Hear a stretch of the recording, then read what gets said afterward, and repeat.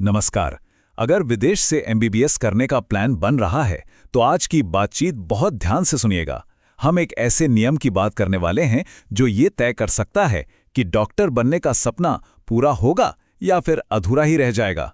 ये सिर्फ एक छोटा सा नंबर है, लेकिन इसे नज़रअंदाज करने का मतलब है सालों की मेहनत, लाखों रुपए, सब कुछ दांव पर लगा देना।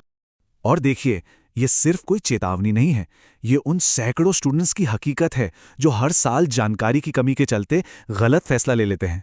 सोचिए, वो पूरी मेहनत से पढ़ाई करते हैं और जब भारत वापस आते हैं तो पता चलता है कि उनकी डिग्री यहाँ वैलिड ही नहीं है। इसलिए आज जो हम समझने वाले हैं वो आपके भविष्य के लिए बहुत बहुत जरूरी है।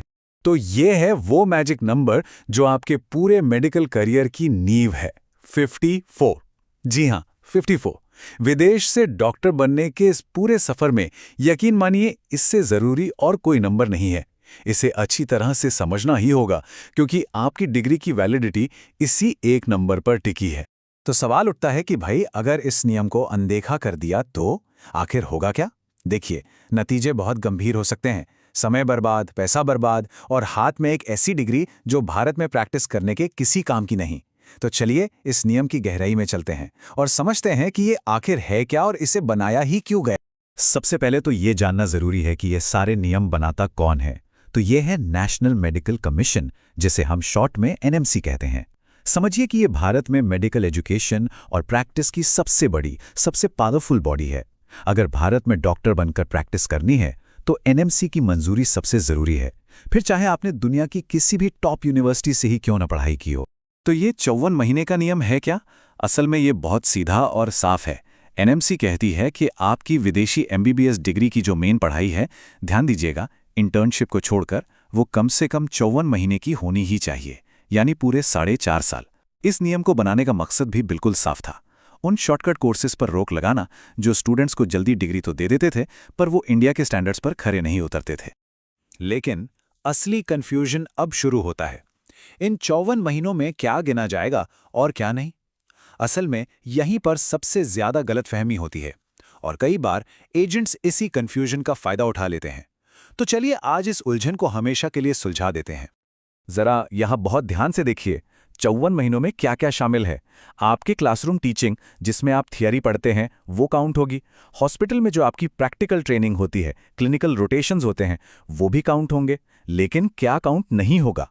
कॉलेज शुरू होने से पहले कोई लैंग्वेज कोर्स या कोई तैयारी का कोर्स किया है, वो इसमें नहीं गिना जाएगा। सिर्फ ऑनलाइन क्लासेस का समय भी इसमें शामिल नहीं होता।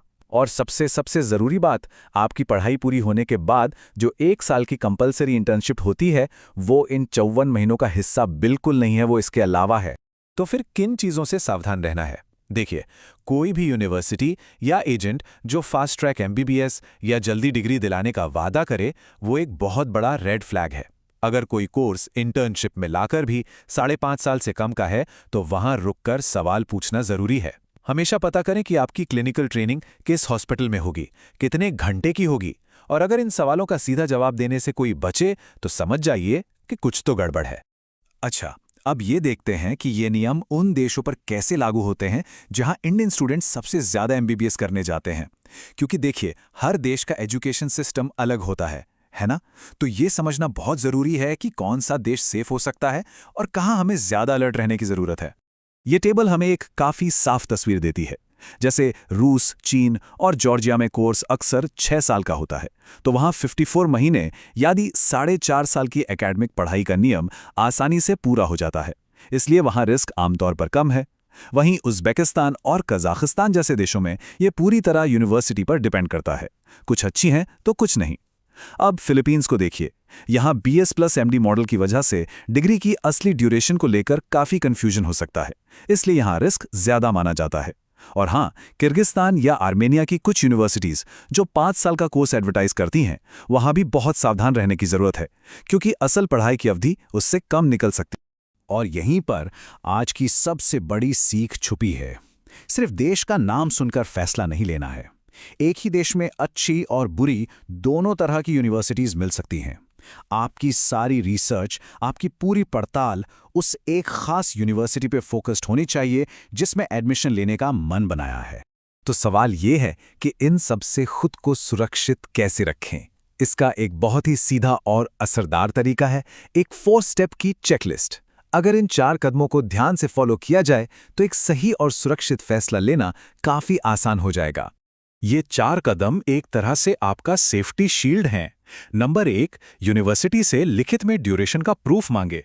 नंबर 2, उनकी क्लिनिकल ट्रेनिंग की पूरी जांच करें, किस हॉस्पिटल में होगी, क्या वो मान्यता प्राप्त है। नंबर 3, इंटर्नशिप प्लान को लेकर पूरी क्लैरिटी लें, इंटर्नशिप भारत में होगी या वहीं और उसकी क्या व्यवस्था है। और चौथा, एडमिशन फाइनल करने से पहले ही सारे जरूरी डॉक्यूमेंट्स अपने हाथ में ले लें। कौन कौन से डॉक्यूमेंट्स? देखिए, यूनिवर्सिटी से लिखित में कंफर्मेशन कि एकेडमिक कोर्स 54 महीने से ज्यादा का है, कोर्स की ऑफिशियल स्टार्ट और एंड डेट्स वाला लेटर, जिस हॉस्पिटल से उनकी एफिलिएशन है उसका प्रूफ, और आपको जो फाइनल डिग्री मिलेगी उसका एक सैंपल। याद रखिए, अगर कोई भी यूनिवर्सिटी ये डॉक्यूमेंट्स देने में हिचकिचाए या टालमटोल करे तो ये एक बहुत बहुत बड़ा रेड फ्लैग है। और आखिर में एक सलाह सभी स्टूडेंट्स और उनके पेरेंट्स के लिए। विदेश में मेडिकल की पढ़ाई एक बहुत बड़ा इन्वेस्टमेंट है, सिर्फ पैसों का नहीं बल्कि इमोशंस का भी। कुछ लाख रुपए बचाने के चक्कर में ऐसी डिग्री का रिस्क कभी मत लीजिए जो भारत में आकर किसी काम की ही ना रहे। हमारा फोकस सबसे सस्ती डिग्री पर नहीं बल्कि एक वैलिड डिग्री पर होना चाहिए, एक ऐसी डिग्री जो डॉक्टर बनने के सपने को सच में पूरा कर सके। तो बस अगली बार जब किसी फॉरेन यूनिवर्सिटी के बारे में सोचें तो खुद से सिर्फ एक सवाल पूछिएगा, क्या वो यूनिवर्सिटी वाकई में अच्छी एजुकेशन और ट्रेनिंग देकर एक काबिल डॉक्टर बना रही है, या उसका मकसद सिर्फ पैसे लेकर एक डिप्लोमा बेचना है। यकीन मानिए, इस एक सवाल का जवाब आपको सही रास्ते पर ले जाएगा।